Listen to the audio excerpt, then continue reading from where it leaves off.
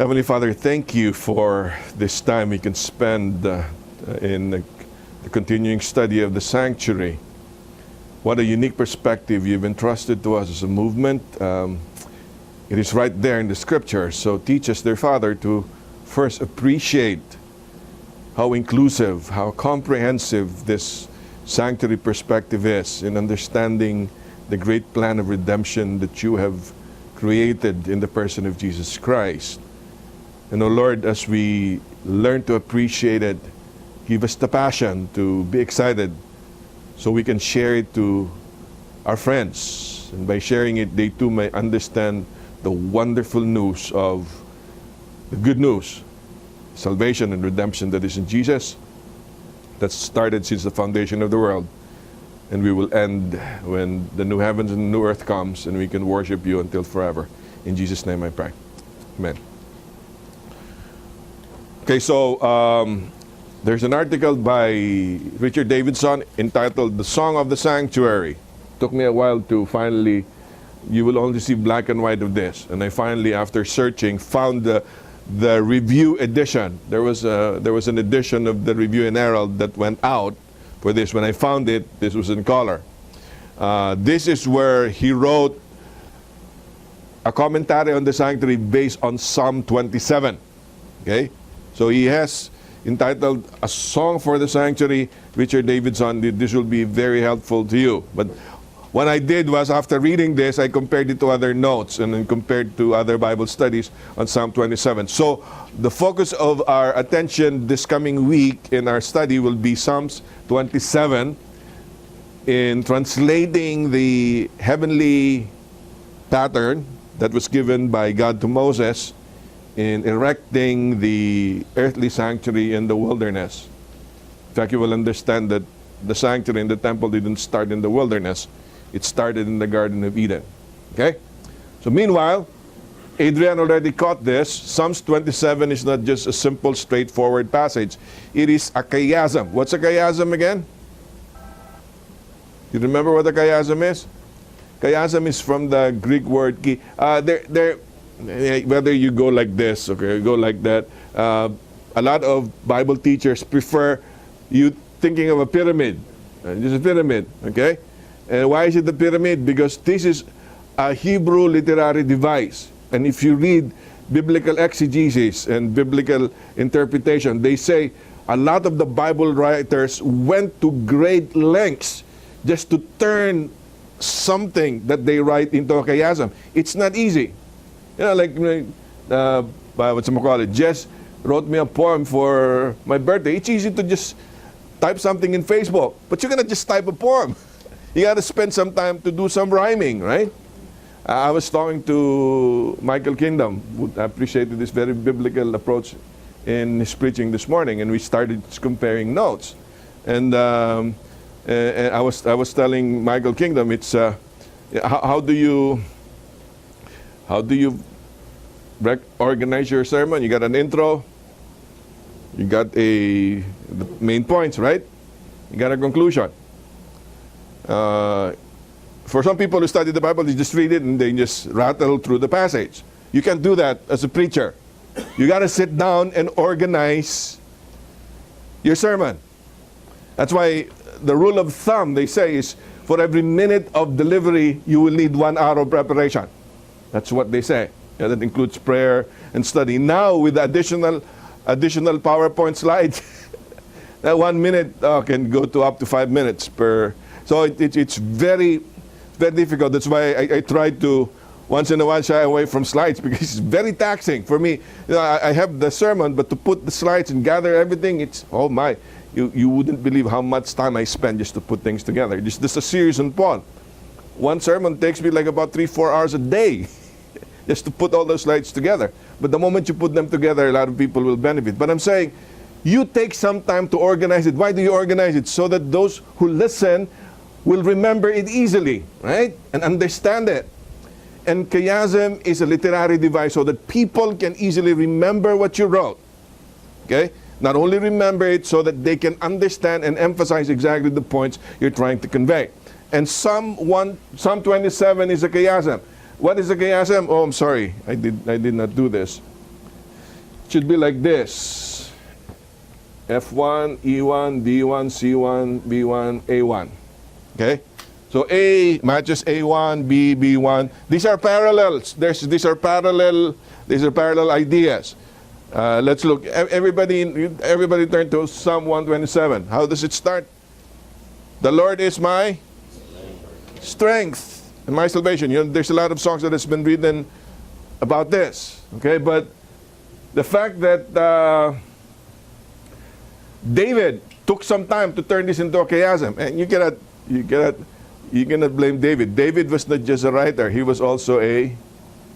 You realize that David is a rock singer. You know why he's a rock singer? He sings and plays the harp, and then he destroyed Goliath with a rock. That's why he's the first rock artist they're saying. But that's what Richard Davidson is saying. You have 45 verses in the Pentateuch talking about the tabernacle or the temple. And through the prophets, you got another 45 chapters. I didn't mean verses, but chapters. Another 45 chapters in the prophets to look at the sanctuary and the temple. And you know what? What is the Psalms? Psalms is the hymnal of the sanctuary. It's hymnody. From Psalm 1 to Psalm 150, those are hymns sang in the sanctuary. So the whole Old Testament shouts about the sanctuary. And one of the songs that David patterned was Psalm 27. And because he is a writer of a song, he deliberately puts things in stanzas. You know, it's not easy to put, to write the poem is one thing, but to write the song, that's quite another, right? To put it in a melody. But remember, there's a third element that David did. He did not only write the song in stanza form, okay? He did not only write the melody to the song, he also put it in a chiasm. Right, you see? Yeah, that's amazing. And before they put, that's why, and these, nobody can just say, let me scribble some notes and include that in the church hymnal. You cannot do that. You got to prove that it's a lasting song that can make it to the hymnal. And David did that. And this is the product of what he did. Let's go through the process. If you turn your Bibles to Psalm 27, he starts with, the Lord is my light and my salvation. Whom shall I fear? The Lord is the stronghold of my life. Of whom shall I be afraid? The choir sings this all out of time. So it starts with, the Lord is my strength. Then he talks about his adversaries. And then he talks in verse 4, I ask and I seek. And then D says, he will lift me up. And then there's three positive petitions. What are the three positive petitions? Hear, O Lord, be gracious, and answer me. Okay? And then, what's the apex? If this is the pyramid, the apex is seeking the face of God. What is the face of God? That's His presence. That's the sanctuary. That's the tabernacle. Okay? And then it starts with, seek my face. And then I answered, yes, I will seek your face. Okay? This is the climax. And then you go back into the parallel, whereas he said, he will lift me up here. There's three positive positions. There are three negative petitions in verse 10. If you look at verse 10, what are the three negative petitions? 9 and 10 actually. It says, hide not your face, turn not your servant away, and cast me not. Okay? And then there's, the Lord will take me up, teach me, lead me. And then talks about his adversaries again. And the last part he says, be strong and wait in the Lord. So now that I've given you the chiasm, and you can read the passage, and when you read the passage, this is the way you break down all the verses. Okay?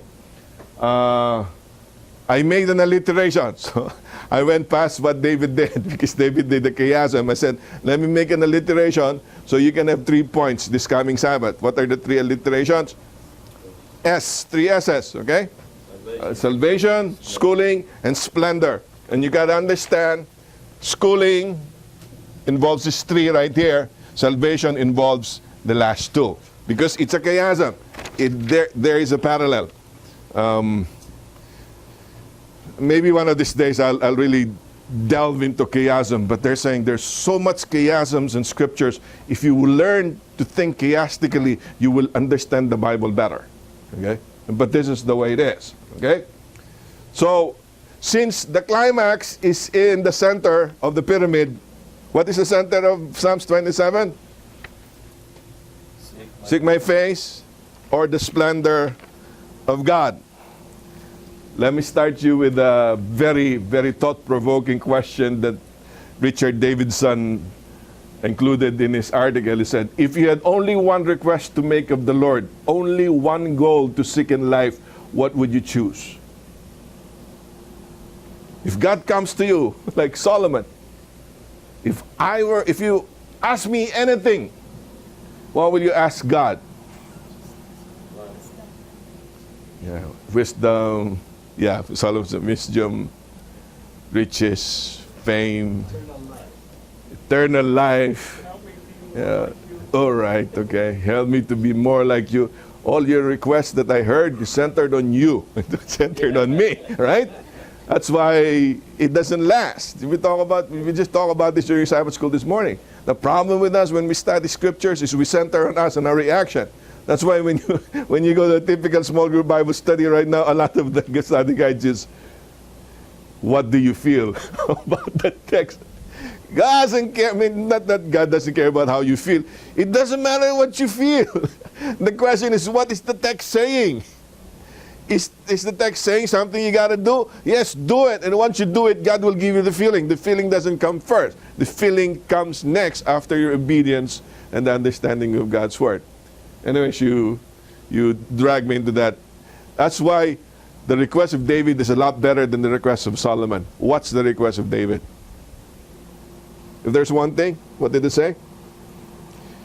Look at verse 4. Somebody read that. The Lord will I seek that I may dwell in the house of the Lord all the days of my life, to behold the beauty of the Lord and to inquire in his temple. Wow! Imagine. Remember when David wrote this, Saul was in pursuit of David, right? Saul, why is he in pursuit of David? To kill him. There is a running command in the kingdom. Dead or alive, bring David to me, because I don't want him to be king. He's being pursued by Saul in order to be killed. And yet God told him he's going to be the king. So if you were David and you are about to be killed by Saul's army running after you, what would you ask God? Protection, right? Did he ask for protection? Did he ask for strength? No. It's amazing. That's why there's a very beautiful song for the sanctuary. What did David say? What do I want to do? I want to dwell in the house of God and approach your presence to gaze into your beauty. That's why, worship the Lord. What's the next line? In the beauty of holiness. There's a beauty of holiness. What is the meaning of holiness? Michael Kingdom kind of stressed it this morning. Holiness is being otherly. When you say otherly, you're different from the ordinary. Your otherliness, your transcendence. There's beauty there because nobody can be as great as God. And when you approach God, you will see the splendor and the beauty of God.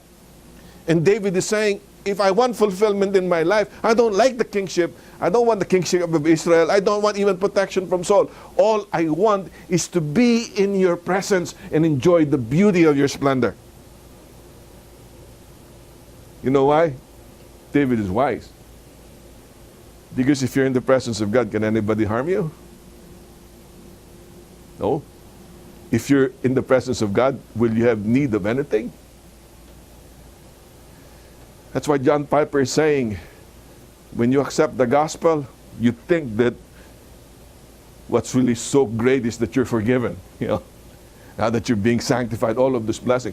You will never appreciate all the blessings that go with the gospel unless you first appreciate the giver of the blessings.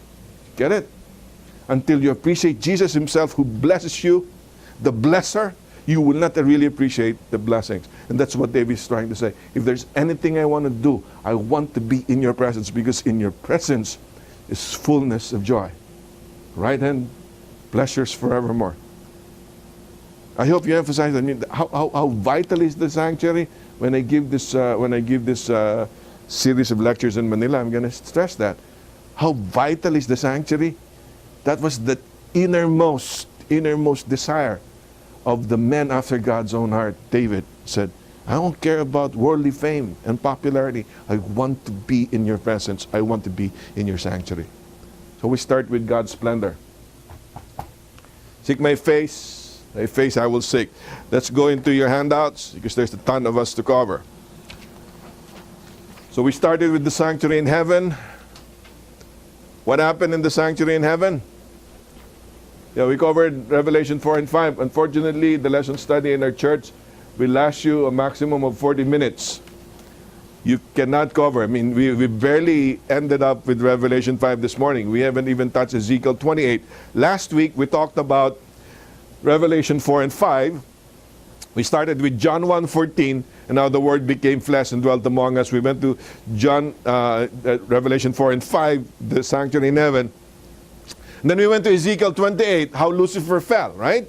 And then after we went to the fall of Lucifer, we asked, what was the slander, what was the gossip that Lucifer was trafficking an angel? Where did we get the answer? It wasn't from Ezekiel. We went to Job.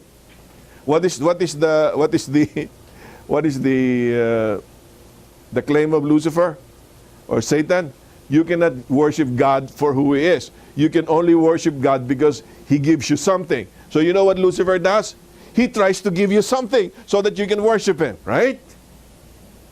What was the temptation of Jesus?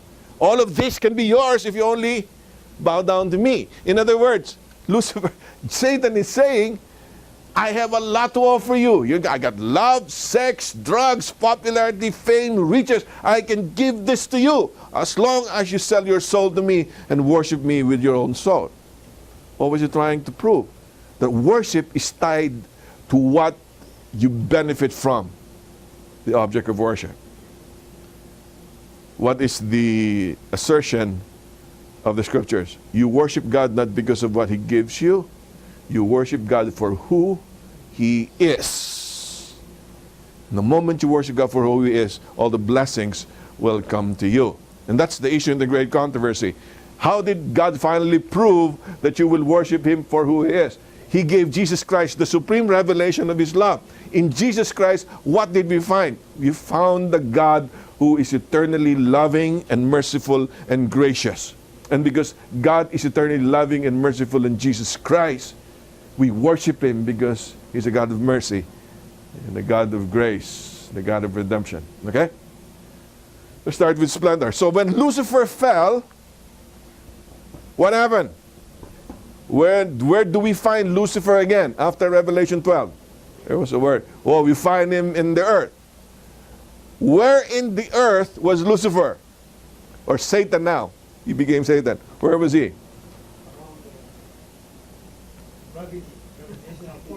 All right, the gravitational force of the earth. That's very scientific. There is a gravitational force of the earth. So the gravitational force pulls Lucifer or Satan down. When the gravitational force pulls Satan down, where does the gravitational force take him? What part of the garden? Yes, in the midst of the garden. But not just the middle of the garden. Where in the garden particularly? He lands as a very beautiful winged serpent in the tree of knowledge of good and evil. Follow me. This is really cool. Studying this, I'm even amazed. Remember when Adam and Eve ate of the fruit? The Godhead started talking to each other, what shall we do now? They have become like us, knowing good and evil. Who knows good and evil? God. Where is the symbol of good and evil in the Garden of Eden? The tree of the knowledge of good and evil. Look at the diagram that's given here. This is amazing. Okay? This is the sanctuary moved to earth. So, there is the earth. Okay? There is the earth. And after the earth, you have Eden in the earth. Eden was a place. Okay? Yes. Oh, well, there's speculations about that. So there's the earth. There is the garden, there's Eden, and within Eden there is a garden, okay? And within the garden, there is the midst of the garden, and in the midst of the garden is the tree of life and the tree of knowledge of good and evil. I'd like you to be very attentive to that, because there is a progression of holiness. Okay? Hold your horses, okay? Don't jump on me right now. There is a progression from the earth to the garden to the middle of the garden. Why is there a progression of holiness? If we understand holiness and the temple as the presence of God, when I say progression of holiness, that means proximity or closeness to God. You understand? In a little while, you will know that the closest to God is the Holy of Holies, or the most holy place where the Shekinah glory is. What's next to the Holy of Holies? The holy place, right? It's closest to the Shekinah glory. What's next to the holy place? The court, right? The court is close to the holy place. And what's next to the court? It is the camp. The sanctuary was taken down to earth. And how was it taken down to earth? In the Garden of Eden. There's the earth, the garden, and the midst of the garden in the tree of life, and the tree of knowledge of good and evil. I will not go through all of this stuff. You can look at the parallels right here. When Adam and Eve sinned, because they wanted to be like God, remember? What did the serpent say? Did God really tell you that if you eat, you will die? You know, that's the way the devil starts. Did he really tell you? No! Because when you eat, you will be like God. You will be like God, and people will worship you. That's all issue. That's all issue. I'm going to give you some tingling taste. You can taste of the fruit, and then you know what? You'll be like God, and people will worship you. The first lie. You will not surely die. So they were driven out of the garden. What direction were they driven into? East, west, north, south. They were driven east of the garden. And when they were driven east of the garden, what happened when they were driven east of the garden? God said, we will not allow them to come back in, because when they go back in, if they eat of the tree of the knowledge of good and evil, or the tree of life, they will live forever as sinners. So what did God station right in front of the east entrance? 2 cherubim with flaming swords. This is really cool. Because by the time we go to the sanctuary of Moses, there are 2 cherubim on top of the mercy seat of the Shekinah glory in the ark. It's amazing. I said, I talked to my Protestant, non-Adventist Christian brothers. You're missing a lot, man.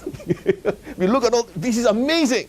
This ties to Revelation, it ties to the sanctuary in the wilderness, ties to Eden, and the restoration of the new heaven and earth. But things play out there, okay? At your own leisure, we don't have a whole lot of time. These are the parallels. First page gives you the parallels of the garden.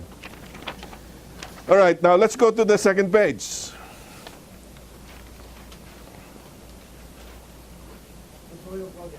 Yeah. So the cherubim was placed at the entrance. Mm-hmm. Now, this was to protect the tree of life from, Adam and Eve, who will try to enter and eat of the fruit, right?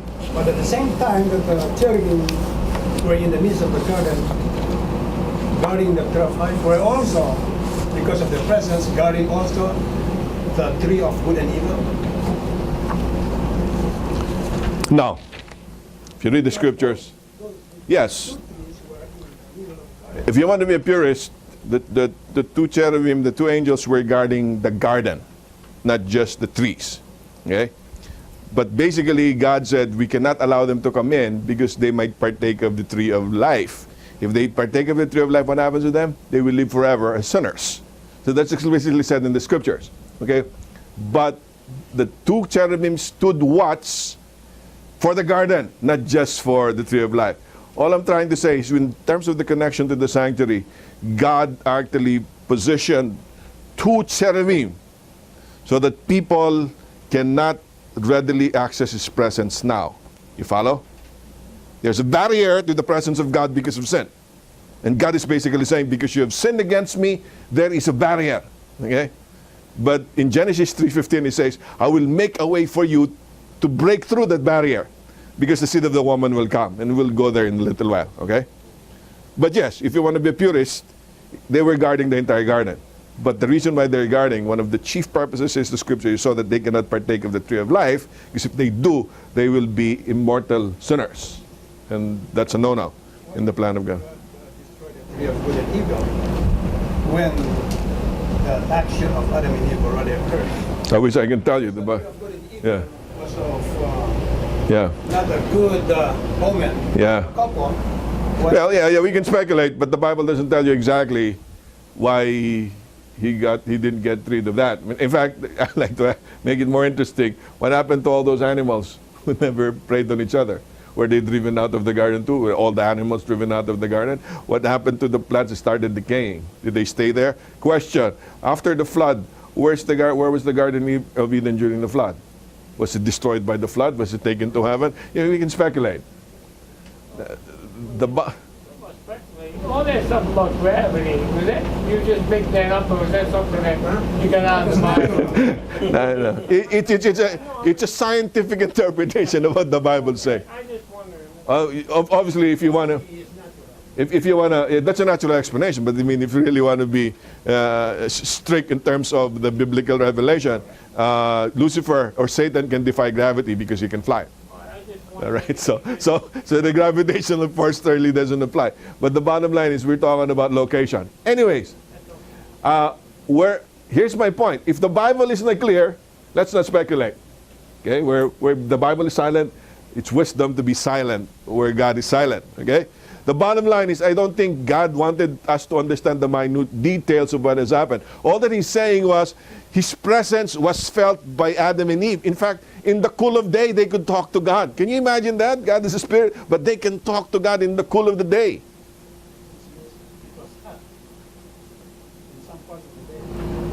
Yeah, one writer is saying when this was written, actually, when we go to the sanctuary in the wilderness, the cool of the day is towards 3, 4 o'clock in the afternoon, where the sun wasn't really scorching hot anymore. The cool of the day is towards sunset, and there's still the evening and morning sacrifice. But I don't know. I mean, there will be no night in the new heavens and new earth. Does that mean it's going to be hot? Well, what about those who like tropical weather, but those who want the cool weather of San Francisco?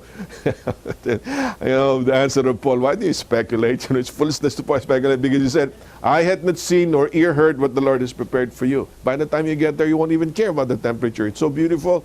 It's so magnificent. So it's mind-boggling that you're even there, okay? So the bottom line is, they were driven out of the garden. God said, because you sinned, there is now a barrier between my presence and you.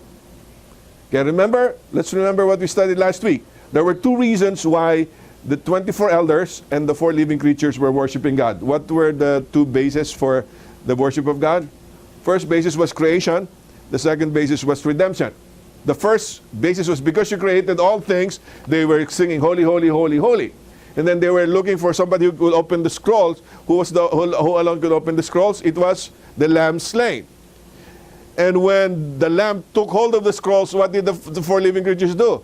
They started worshiping the Lamb, and the 24 elders worshiped the Lamb too. Very great proof that Jesus is God Himself, because only God is worth His worship. And towards the end, all of the creatures in heaven and in earth, myriads and myriads and thousands upon thousands of angels, they worship the Father and the Lamb. So there's 2 bases.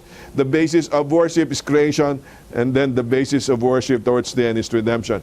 In this particular instance, when we're discussing about this, what's the basis of worship? Basis of worship here is creation. Before men sinned.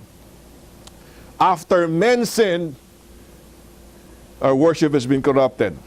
Right? Remember this? I will quote again Harold Best.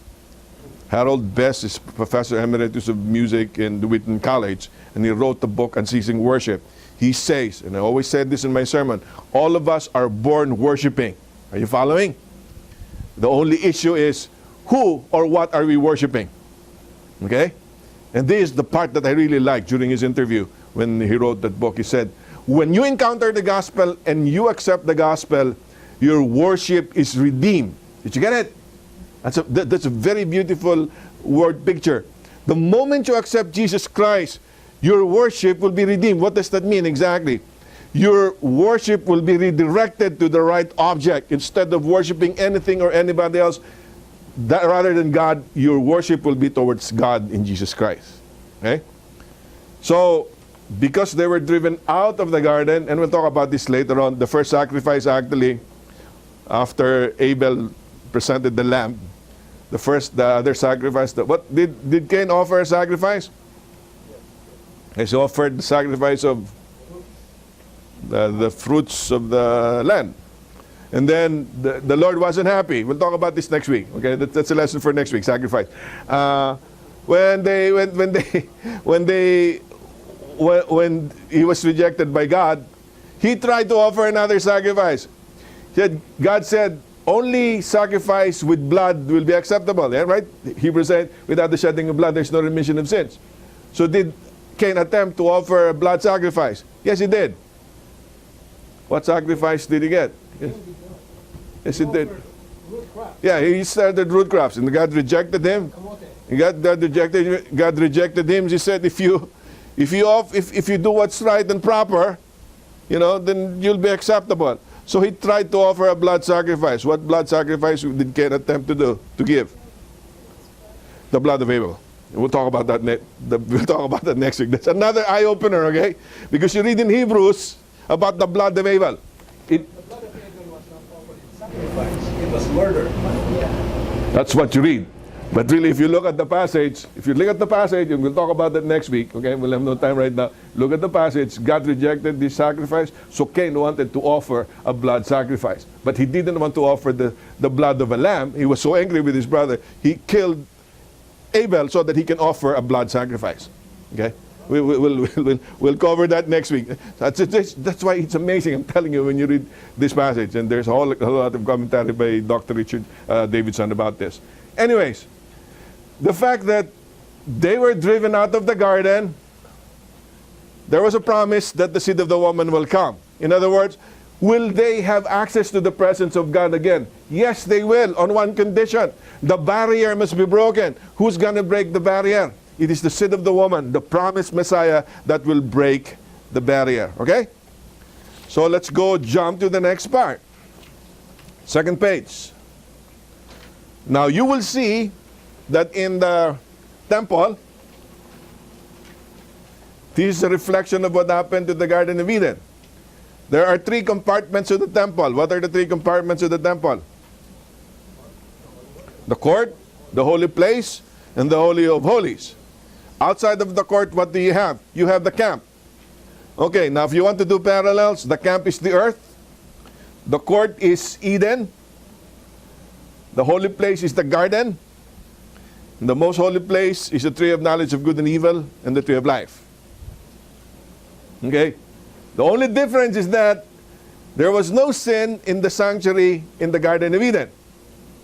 Here, at the time of Moses, sin is prevalent. Sin is all over the place. Everybody is sinful now. So there are proximities. What was placed in the Holy of Holies? Okay, when God said in Exodus 25:8, let them make me a sanctuary that I may dwell among them. Remember, what was the purpose of the sanctuary? So God can dwell among them. Did God dwell in the entire camp? I mean, because he's omnipresent, you can say that he's all over. No, but in this particular symbolism, he was not in the entire camp. He was not even in the entire sanctuary. He was in a specific place in the sanctuary. Where was it? It was in the Holy of Holies, particularly the Shekinah glory on top of the ark. And you read in Psalms and you read in the Old Testament that God lives in between the cherubim. He lives in between the cherubim. What's on top of the Ark of the Covenant? 2 cherubim. This is what did they call it? Mercy seat. Because right inside the Ark is what? What was put in there? The 10 Commandments. The law that condemns is inside the Ark. And anybody who goes against the law is condemned by God because of sin. We're sinners. So in order for you to be able to go into the Holy of Holies, there's got to be mercy applied. What symbolizes mercy? Those 2 cherubim. The mercy seat right there. And since they do not see exactly the Holy of Holies, they only see it once a year. Remember? Only during the Day of Atonement, once a year. They see the ark once in a while when they travel, they carry it. But really, during the year, they don't see what's going on to the Holy of Holies. In fact, nobody sees what's going into the Holy of Holies except for the high priest. That's why what's the tradition of the Hanak? They're saying the robe of the priest have bells. You know why? Because during Yom Kippur, the priest goes into the presence of God. And you die. You know, man can see God and live, right? That's why they put incense in there, full of smoke before it goes in. So you really don't see what's going on in there. And since he goes behind the veil, the people of Israel are scared that there'll be no more priest. And because there's no priest, they'll be dead. They'll be condemned. Okay? So as long as they hear the bell still chiming, the priest is still moving. He's alive. Okay? They had an extra insurance. What did they do? They tied the rope around the waist of the priest. It's amazing. Why? Because what if the priest dies? The reason why they tie the rope is because when the priest dies, they can still pull the body from the Holy of Holies, and they can. You know how important the priest is? I'll jump ahead. Gentiles cannot approach God unless they go to the people of God, which is a kingdom of priests, right? Israelites were priests. The only way Gentiles can have access to God is through a kingdom of priests, the priesthood of the Israelites. So that's why you listen to the Michael Kingdom this morning. There's circumcision and all those rituals, because you need to be a Jew in order to approach the presence of God. Okay? That's why you get the court of the Gentiles when you go to the New Testament. So it is important that without the priest, you cannot access the temple of God. And if the most important thing for a Jew is to access the presence of God, and the only way to access the presence of God is to the priest, you must want to preserve your priest at all costs. That's what they're trying to do. All right, so because there's the Holy of Holies that happens only once a year, and the children of Israel do not see exactly what's in the holy place. What guarantees the children of Israel that the presence of God is there? What hovers on top of the portable? Yes, there's a pillar of fire and a pillar of cloud. And then they're saying, if you read technically, how many of you watched the Ten Commandments by Cecil B. DeMille? You know, it's right, because the pillar of cloud is not just a cloud. They're saying it's a luminous cloud. It's a glorious cloud. Okay, that then turns into a fire. That is the symbol of God's presence. What do we call it? The Shekinah? The Shekinah glory. The Shekinah glory is the presence of God. It is on top of the Holy of Holies. And the entire camp sees the pillar of fire and the pillar of cloud. And because there's a pillar of fire, we know that the presence of God is right there. And yet nobody can get into the Shekinah glory except for the high priest. So what's the function of the high priest? Is to represent the people and take the people with him to the presence of God. Okay. Can anybody just go to the holy place? No. Holy place, yeah, but not in the most holy. Yeah, only the priests are allowed to go to the holy place. Okay, there was an exception. David went in there, and because when they were hungry, they ate of the showbread. But really, the regulation was only the priest can go to the holy place. So where can the people go alone? They can go to the court and offer their sacrifice. And we'll talk about sacrifice and offerings next week in our preview. The bottom line is, access is only to a priest. Okay, let me rephrase that so you'll appreciate it. Access to the presence of God after sin is only through intercession. You follow? And because it's only through intercession, you need an intercessor. Now you wonder why Catholics love going to the confessionals, right? Why? Because they know they cannot have access to God unless there is a mediator, an intercessor. And for them, an intercessor is the priest. Your sins cannot be forgiven unless it's taken to the presence of God. And you cannot take that to the presence of God unless an intercession takes it for you. Isn't that true in the Old Testament? Only the priest can sprinkle the blood of the animal into the holy place, right? And then during the Day of Atonement, the scapegoat all the way to the, but you cannot go in there. You need an intercessor. Okay, well, we will jump to the fulfillment of Jesus Christ after a while. Turn your handouts to the next page. This is fascinating stuff, okay? This is the encampment of the children of Israel. A lot of people have several interpretations of the encampment. That's based on Numbers 2. But I like this presentation because it's in the shape of a cross. Okay? Yeah, watch this. Who was encamped in the east side of the sanctuary?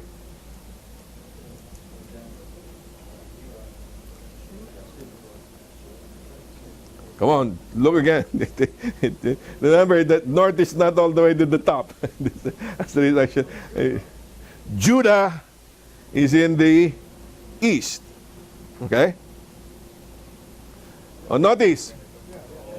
Okay, you see that? Because this should be like this, all right? Judah is in the east. That's in the west. Ephraim. And what's the banner? What's the banner of Judah? The banner of Judah is a lion. What's the banner of Ephraim? An ox. Okay? Then up north is Dan. What's the banner of Dan? It's an eagle diving and getting a serpent. It's an eagle.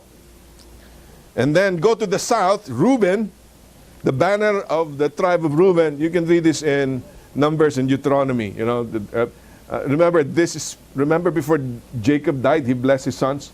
There's a whole thing. You will derive all of the symbolisms from there. Except for there's only a question. The one in terms of the eagle is not that clear from the scriptures. That's why Jewish tradition points you to the eagle. Here's the bottom line. When did you last see these four symbols of an eagle, a man, an ox, and a lion? Where? The four living creatures on the throne of God. You see how beautiful this is?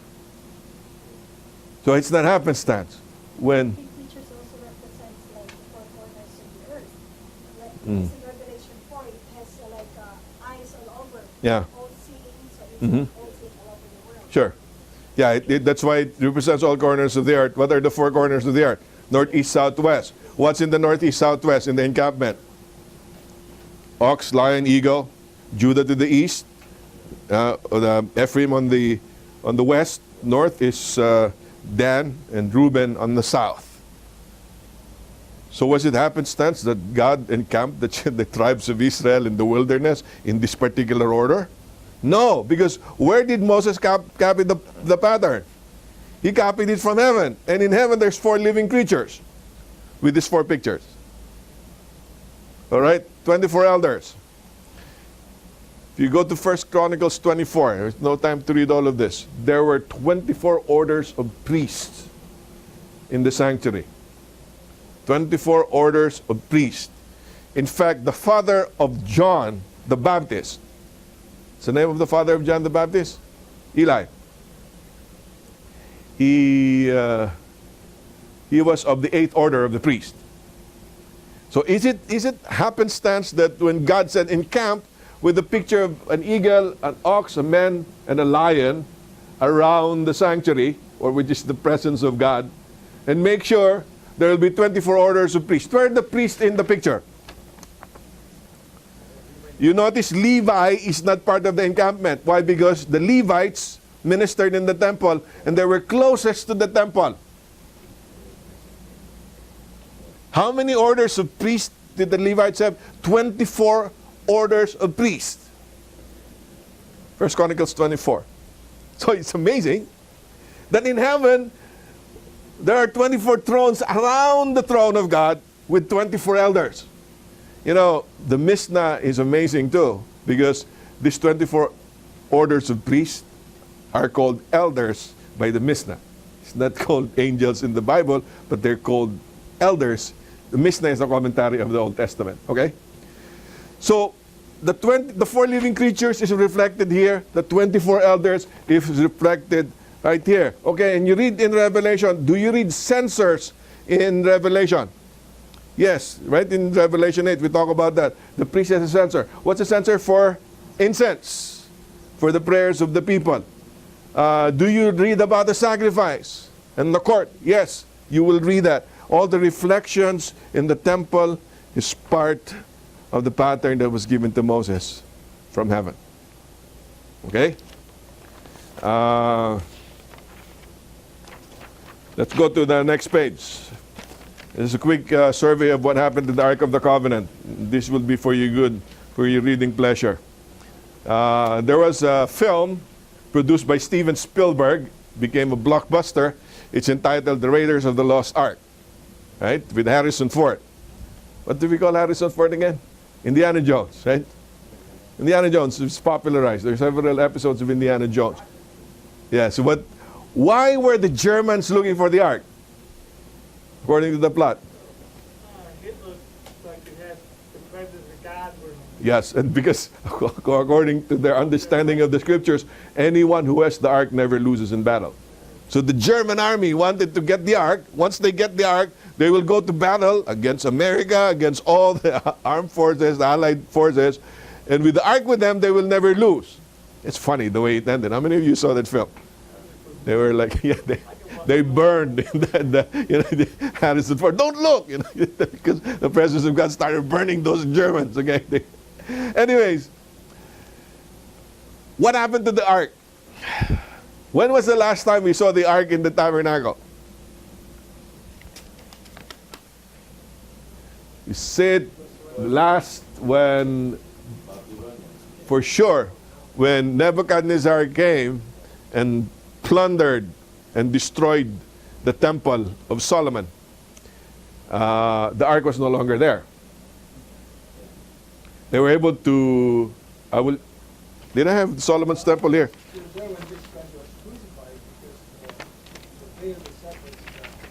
The most holy of the holy was left. The Ark wasn't there anymore. The Holy of Holies was still there, but the Ark was no longer there.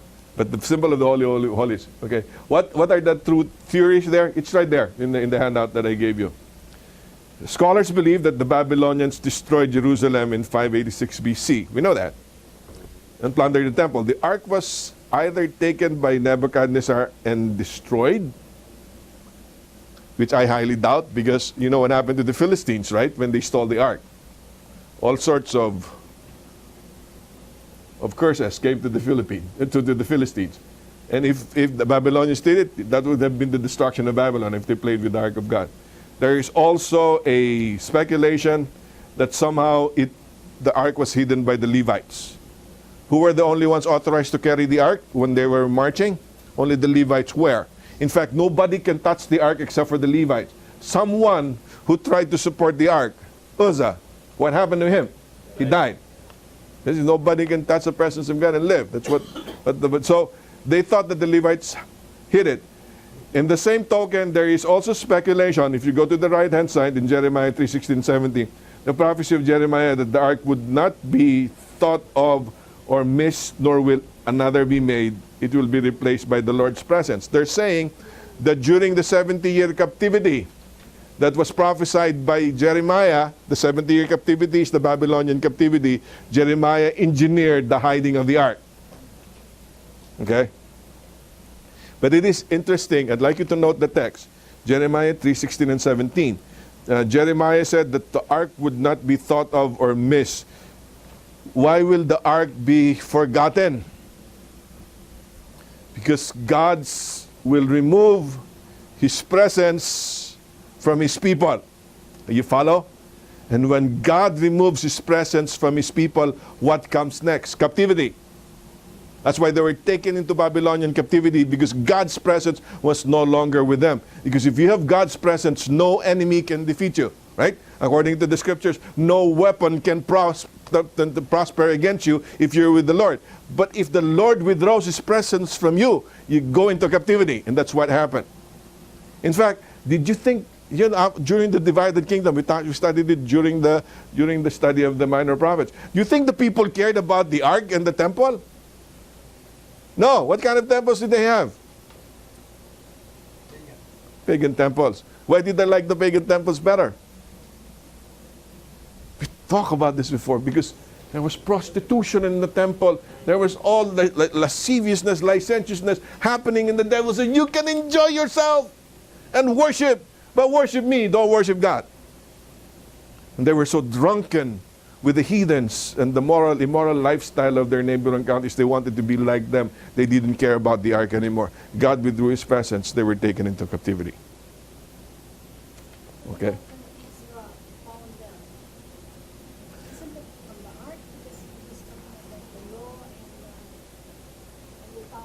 Yeah, let me see if I have it was not inside the ark.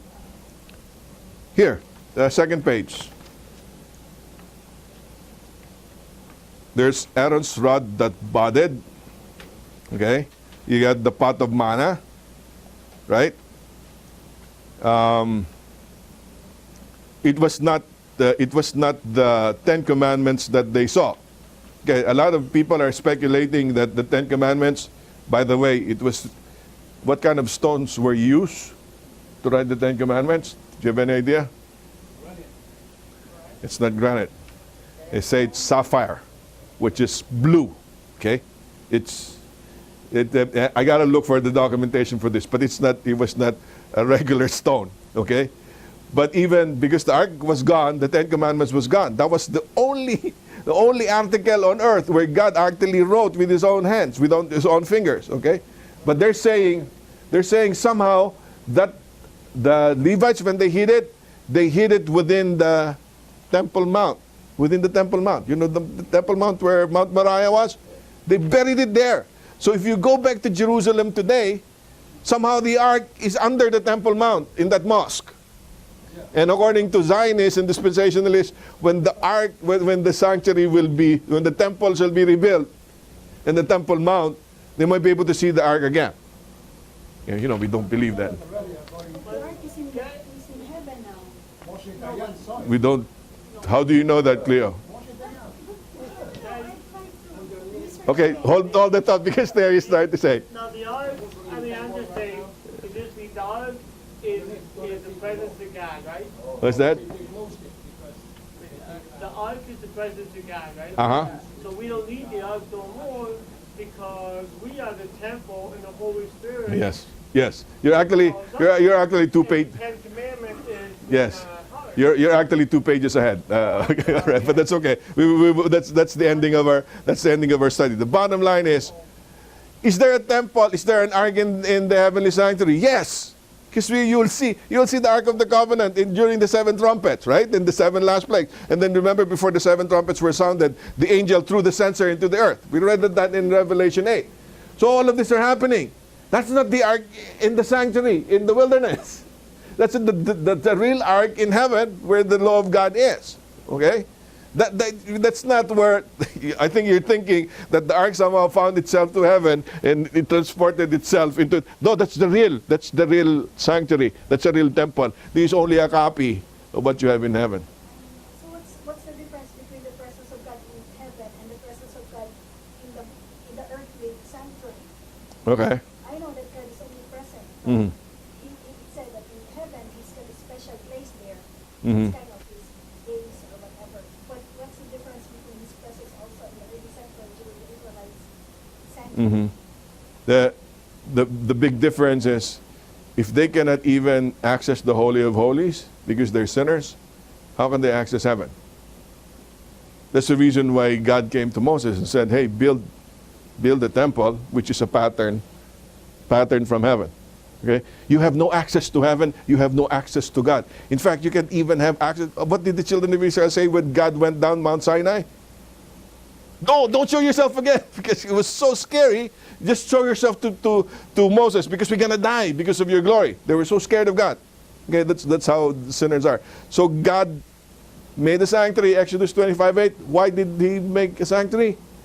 that I may dwell among them. That is a specific physical structure that they instructed Moses to do, so that it will be the symbolic presence of God here on earth. From a standpoint of omnipresence, God is everywhere. But from the standpoint of guiding the children of Israel to the plan of redemption, He needed a show and tell, a symbol in the sanctuary. Okay? But do not mistake it. The ark in the wilderness is not the same ark that you see up in heaven. Because there's the real ark and the real temple is in heaven. How it looks, we don't even know. I mean, some Adventists think they do. Okay, that's why we got problems. Okay, that's why a lot of people think we're cultic, because we're smarter than the Bible. And worse, you know what we do? We use Mrs. White to explain that. That's why Mrs. White gets a bad rap.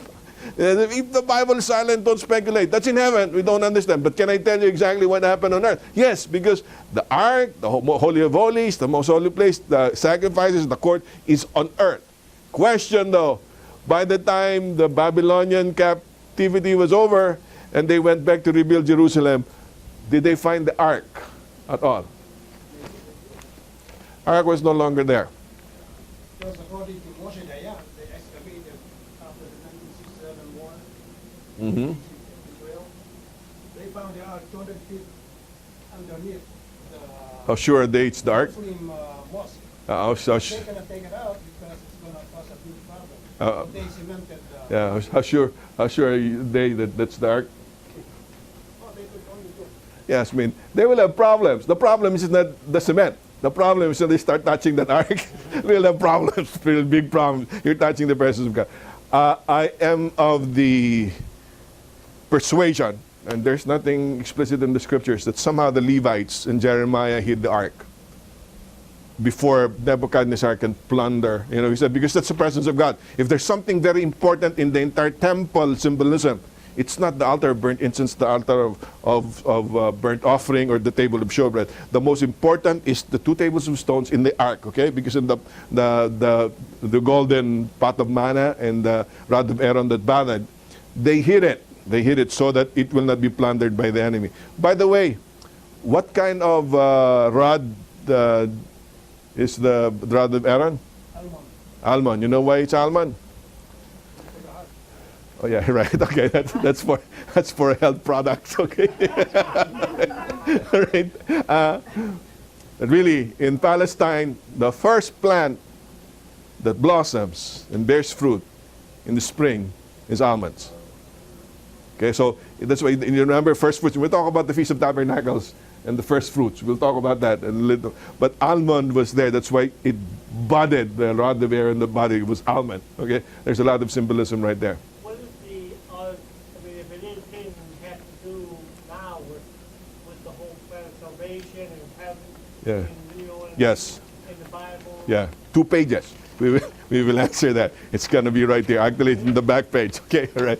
I promise you. Okay, after the encampment, after that, let's look at the second to the last page. You see this ancient Israelite temples timeline? You see that? This is very important. You see the second to the last page. You will understand the chronology of what was going on. And then you will now understand the term. There is a term that the Jews understand in the Old Testament, the first and second temple periods. There's a first temple period and the second temple period. What's the first temple?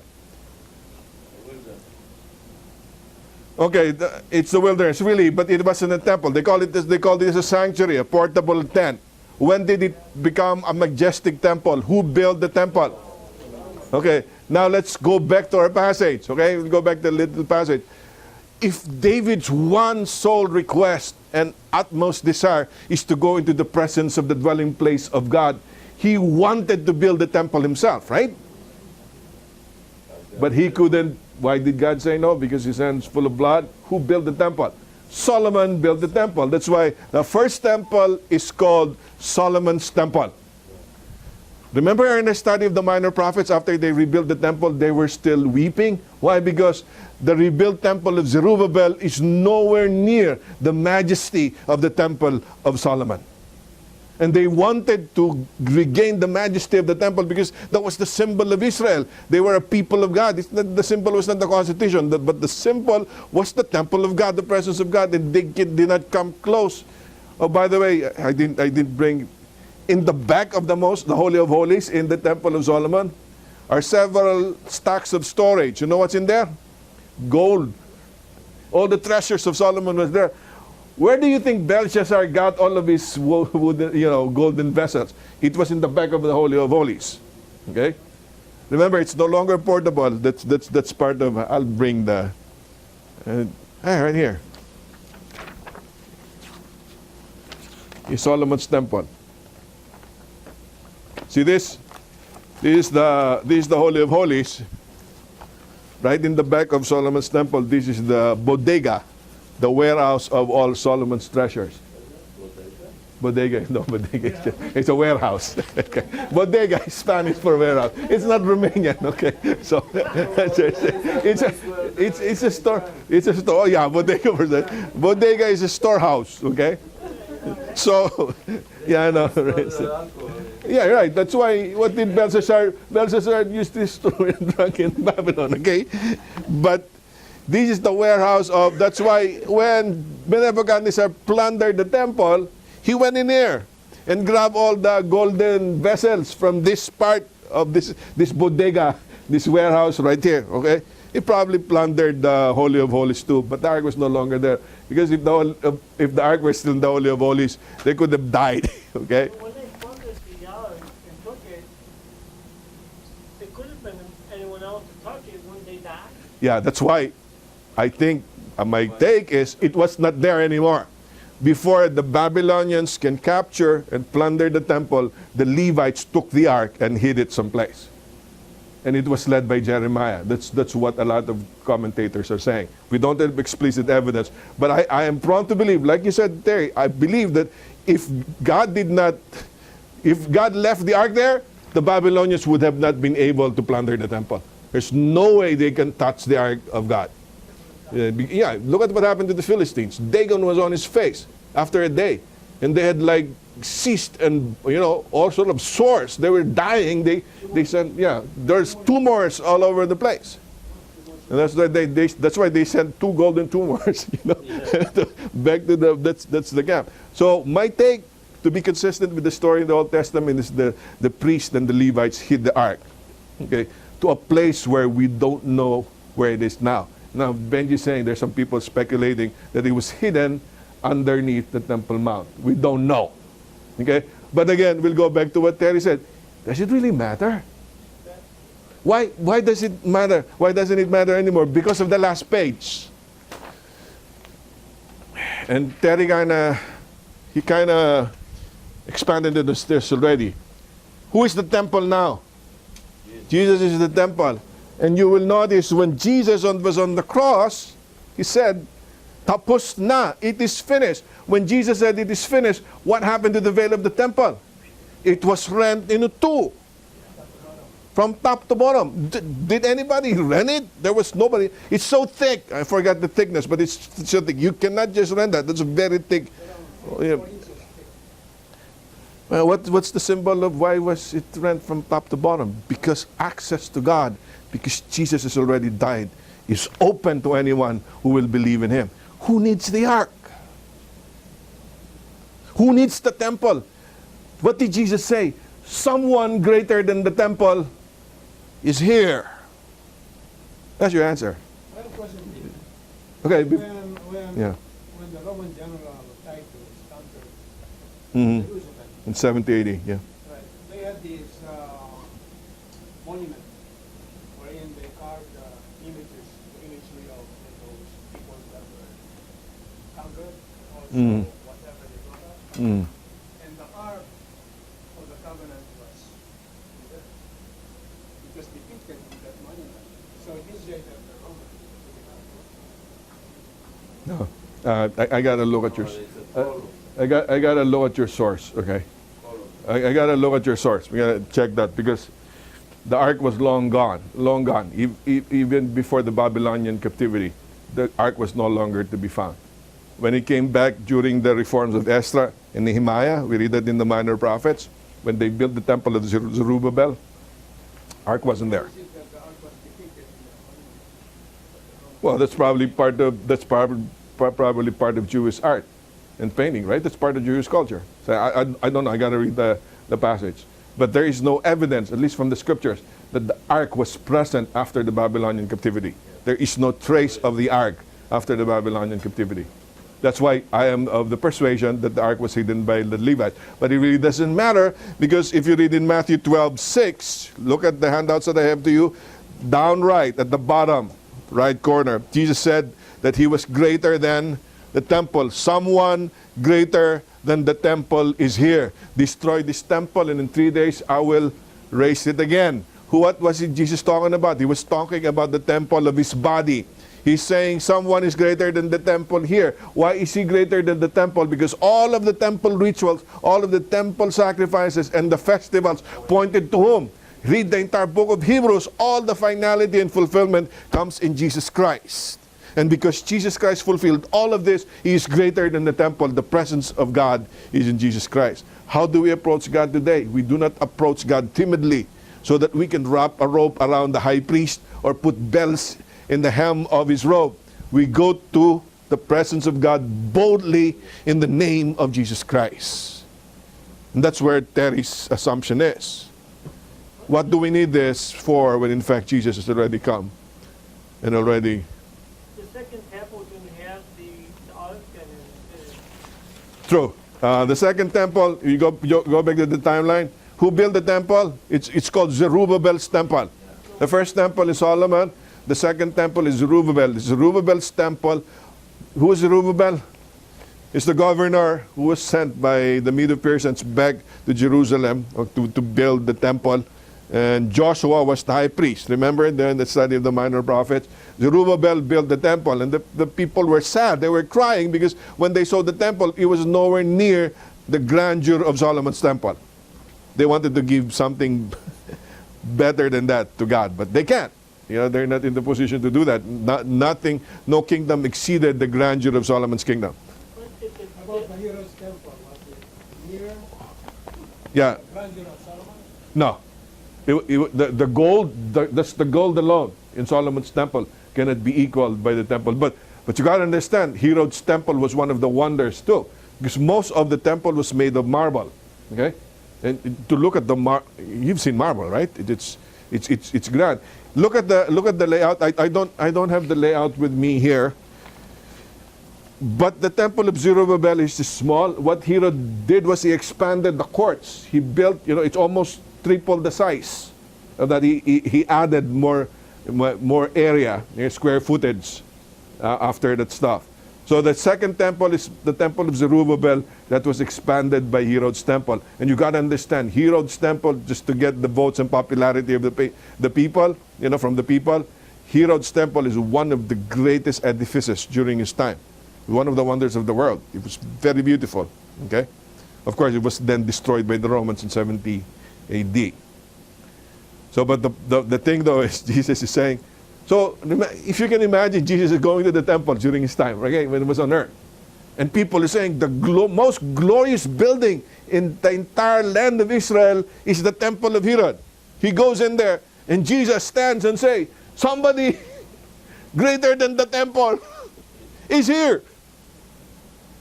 It's almost like going to the White House or going to the mall, in Washington, D.C. Somebody stands there. I have a dream. Okay, I'm not talking about Martin Luther King Jr., but he's saying, somebody greater than all of this is here, and that's me. You must be really crazy. People will tell you that. But Jesus said, all of this magnificent structure that you see, somebody greater than this temple is here. Who is that greater? I said, he was me, referring to himself. In fact, he was greater than Solomon. You read that. The fact that Jesus is saying he's the greatest of all, he was not talking about physical structure. What was he talking about? Let's go back to the fundamental premise of the sanctuary. What in essence is the sanctuary? What did we study? This is the presence of God. And if you want the presence of God, no one can compete with me. Not this magnificent temple, because I am the presence of God. He that hath seen me hath seen the Father. He that hath seen me has seen God. I and my Father are one. You want to see the presence of God? Look at me. I am the temple. I am the sanctuary. That's very radical. very tough for an Adventist to believe that, because you got to understand 1844 was a holy place. And the most holy place before 1844 was the holy place. That's a problem with us. We'll talk about that when we go to 8:14. Really, if you read Hebrews, the earth was the court and the holy place. What's the most holy place? It's heaven, the entire heaven. Heaven itself. So, Hebrews is not so concerned about structures. Hebrews is concerned about the function of intercession and judgment. He was not concerned about the structure. What do Adventists do? Oh, really, when you go to heaven, there's a holy place and the most holy place. How in the world can Jesus go to the right hand of God when he ascended to heaven? And you call him, oh, this is holy place, and God's seat is most holy place. Oh, no, really? Because the throne of Jesus has wheels, so he can move back and forth. You know? That's what some of our teachers in the denomination have, because they were literalists, and they're, oh, by the way, yeah, might as well put that. It's a physical, like sanctuary that is in heaven. It's the time, events. Okay, it's a good segue to one. There are three ways to understand the sanctuary. I should have started with this, but there's the three ways is you can either treat the sanctuary as a literal sanctuary, okay, as metaphor or symbolic, or as real. Okay? A lot of our Christian brothers outside of the Adventist church looks at the sanctuary as a simple metaphor. The metaphor that we did away with during the New Covenant, which is in Jesus Christ. Who cares about all those symbols? It's gone. Who cares about them? Jesus is here. He fulfilled everything. Forget all the court, holy place, holy of all these things. That's why they cannot understand Revelation. You can understand? If you don't understand the Old Testament, you will not understand Revelation. And why do you think the Baptists and all of these guys are not studying Revelation that well? They don't, because they do not appreciate the sanctuary. They treat the sanctuary just as a metaphor. Now, there are some people in the camp of Adventism who looks at the sanctuary as a literal sanctuary in heaven. And the fact that it's literal, they say, there's really a most holy place in heaven, there's a holy place in heaven, there's a court in heaven. That's why when Jesus ascended to heaven after the resurrection, where did Jesus go? He went to the holy place to start interceding. And then what happened after so many years? In 1844, what did he do? He moved from the holy place to the most holy place. They're looking at it literally, and they're trying to explain it. And we got so many problems there, because when you get Hebrews, he said, when Jesus ascended to heaven, he ascended to heaven itself. Yeah, and this is, if this is a problem outside of the denomination, you cannot understand Daniel because of a metaphorical understanding of the sanctuary. This is a problem within the denomination, because we're so literalistic in our understanding of the sanctuary. We run into all sorts of trouble in interpretation. What's the real understanding of? I already gave it away. It is not literal. It's not metaphoric. It's real. How real is it? I don't know. I mean, John, the best evidence we have was John, right? John was on earth for the 7 churches in the first 3 chapters of Revelation. The angel snatches him, takes him all the way to the heavenly throne in Revelation 4 and 5. We studied that last week. That's the closest we can find the reality of heaven. Okay? Real, but the physical time, it's time that events that what we're talking about. Okay. Real, but not in the sense of literal. Okay? Yeah. Literal is different from real. Okay? How do I put it this way? You know, how in the world can you understand the body of Jesus after he resurrected from the grave? Was it real? Yes. I mean, they touched me and said, and if you don't believe, touch me, put your hand on my side. You know, no, blessed are those who have not seen and believe, said. But where did Jesus come from? The door was locked. He went through walls. He had the ability to materialize and dematerialize. Yes, and then, yes, we got the molecular structure was, and then what he said? I'm hungry. Can you get me some food? He ate broiled fish. Okay, I don't want to offend some of the vegetarians who's listening to this video, but he ate broiled fish. But his body, he vanished and then he goes through walls. Did he have a real body? See, I will not call it a literal body as much as a real body. Because when I say a literal body cannot go through the door. That's a literal body, right? But a real body, after the resurrection, can go through the door. Well, in heaven we don't sleep because it's all like day all the time. But during the time of Adam and Eve, they haven't sinned yet. They haven't fallen into sin, but yet they sleep. Where do you find that they slept? Because there's Okay. Well, that's not because some people I know, they stay up all night. Okay.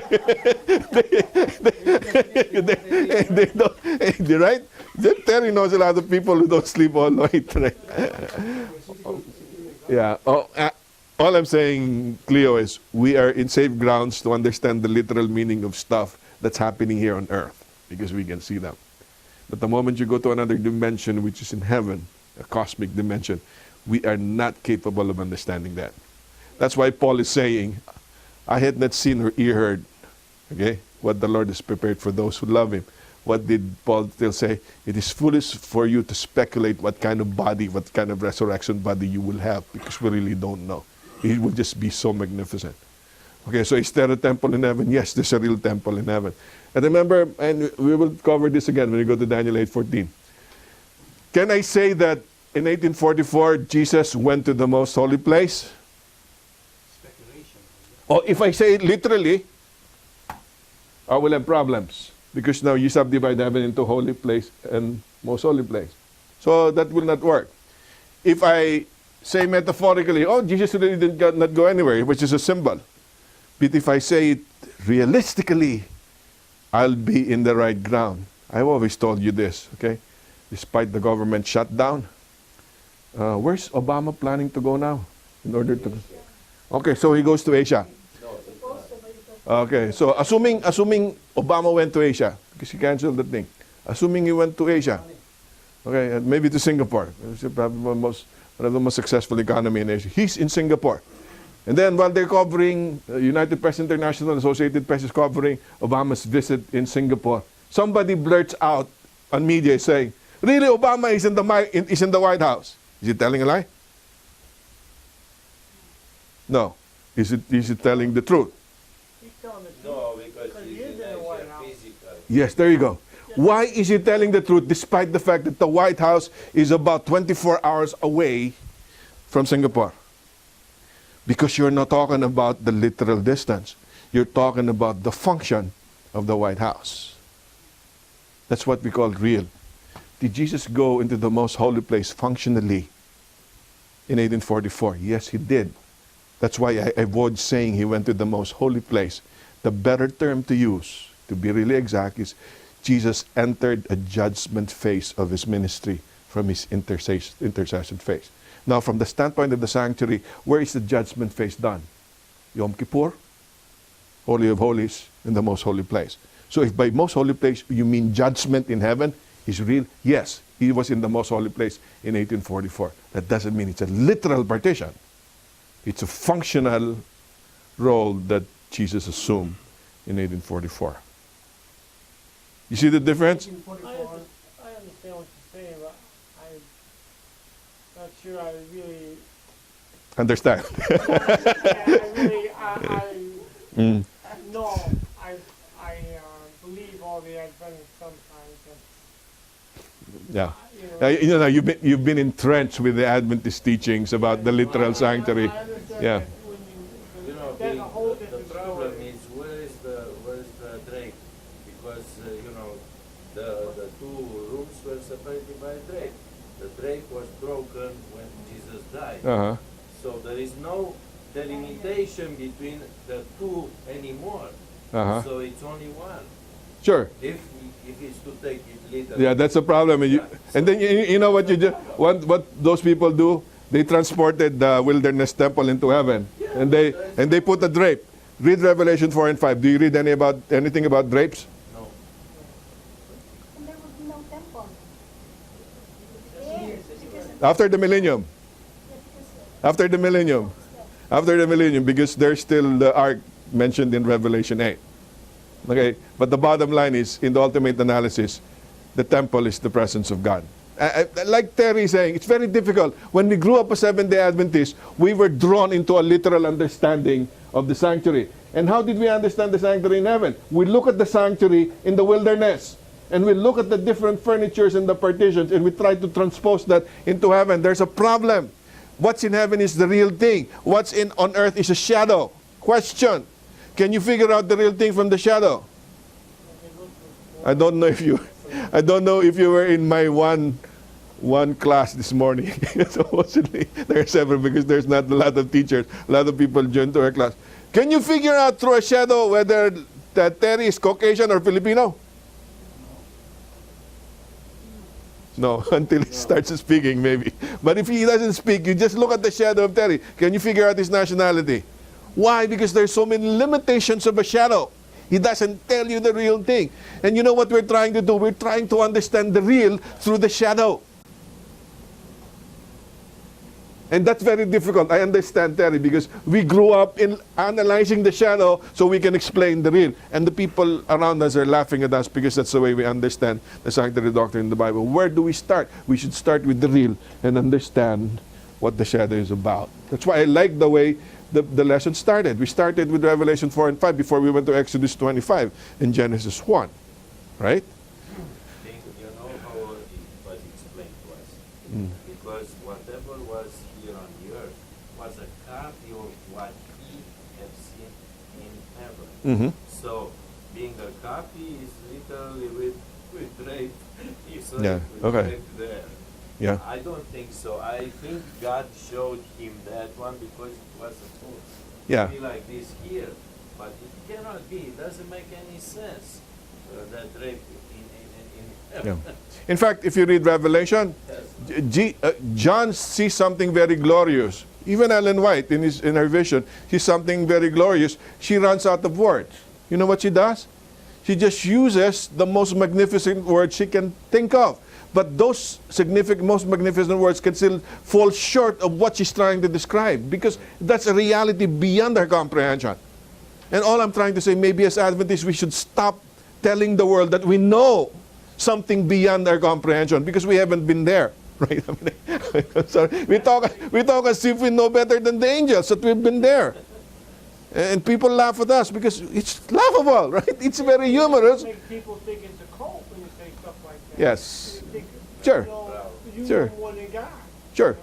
Sure. And that's why my appeal is, hopefully after this quarter, stop looking at the literal. Look at the real. Okay? And make sure you know the limitations of the real. When you come to a point where you cannot explain it, don't try to explain it because we don't know. Now the question is it true that when Jesus ascended to heaven, he was crowned as king and as priest? Yes. Is it true that all men will face the judgment bar of God? A day has been assigned in Acts 17 whereby God can judge all. Who's going to be judging? God has given all judgment to the Son. So is it true that Jesus, who is now priest, will go into a phase of judgment? Yes, he will. That's why we talk about the pre-Advent judgment. And then, when you look at the literal rendering, where does the literal judgment happen? Yom Kippur, in the most holy place. Right? So, here we are, the truth in Hebrews says, Jesus goes into a judgment phase. He will now judge the world in the reality of the heavenly sanctuary. Now, because I cannot understand that, I'll say, because he is now in the most holy place. And people try to picture the most holy place in heaven. That's wrong. We're trying to say that Jesus is now judge, he's no longer a priest. And we run into trouble because we try to superimpose what's on earth to Jesus' function in heaven. And we reduce the functionality of Jesus and his ministry to a literal structure rather than to a spiritual function that he has to fulfill. You get that? That's a long-winded thing. But all I'm saying is, stay here. Don't stay literal. Don't stay metaphor. Stay real. It is real. And because it is real, we do not understand everything completely. What I know is what the Bible says. God will judge the living and the dead, right? That's very clear. Who's going to judge? Jesus will judge it. But who will save and redeem? Jesus is also a redeemer. Who intercedes? Whoever lives to intercede for us every day. It is Jesus. Is Jesus priest today? Yes, he is. Will he be judged someday? Yes, he will be judged. In fact, our understanding based on prophetic timelining, he already started the judgment phase in 1844. Isn't it that he can only judge those who have been alive Yes, now you go. Now you go. Those who were born after 1844. Now that's why now if you've been faithful to understanding the teaching of Adventist, the teaching of Adventist, judgment starts with those who are dead first. Yeah. He starts judging the dead people who were dead in 1844 up to now. He looks at the dead first, and then they figure if they are really ready for pickup and translation to heaven, right? Now, where is the warning of our pastors? You've heard this in the pulpits. We don't know when it's going to fall on the living. Could it be today? Could it be your name? That's the way we preach. And we scare people into, and they don't have security in Jesus Christ. You get to be baptized today. Yes, if you don't get baptized, who knows if you die tomorrow, you will not be saved. And then the salvation is what men can do. It's not what God provides. What we said just flies in the face of the statement of Paul. Paul said, according to the Bible, that the Christians will judge even the 12 tribes of Israel. Yeah. So if Jesus is already judging right now, where are the Christians? Are they everything judging? Okay. Now you got to understand. Now you got to understand prophecy. There will be a judging, and the judging will happen during the millennium. There's a sequence. Okay. Remember, although it is real, there is a term. You've heard of Plato, right? Plato messed up the whole understanding. A lot of our Christian brothers and sisters understand the New Testament through Greek eyes, through Hellenistic eyes. They do not understand it through Hebrew eyes, Hebrew perspective. And there is a difference between, let me use a red pen here. There is a difference between pre-temporal